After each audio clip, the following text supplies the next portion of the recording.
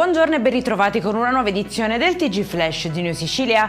In apertura attacco durissimo di Trump contro Papa Leone XIV. Secondo il presidente americano, senza di lui non sarebbe stato eletto. Immediata la replica della CEI, che sottolinea come il pontefice non sia una controparte politica ma una guida spirituale universale, invitando al rispetto del ruolo nel contesto internazionale.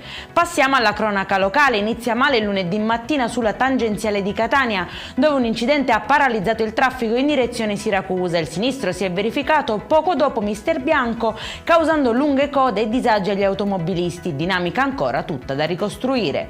Incendio doloso a Gela nel giardino dell'assessore ai lavori pubblici Luigi Di Dio. Danni anche alla centralina del gas, indagini in corso per chiarire la dinamica. È un avvertimento, ha dichiarato l'assessore, collegando il gesto a un recente sequestro. Dura la condanna del sindaco, che annuncia l'intervento delle autorità. Stava per imbarcarsi da Trapani a Pantelleria con oltre 1,5 kg di droga, ma è stato fermato dalla Guardia di Finanza. Nel bagagliaio anche il cosiddetto white hash, sostanza rara e ad alta concentrazione di THC. La droga destinata al mercato dell'isola avrebbe fruttato oltre 30.000 euro. E in chiusura scatta la diffida al comune di Palermo per le potature e gli abbattimenti di alberi in pieno periodo di nidificazione. La Lipu denuncia il rischio di distruzione di nidi e habitat, chiedendo lo stop immediato agli interventi almeno fino ad agosto.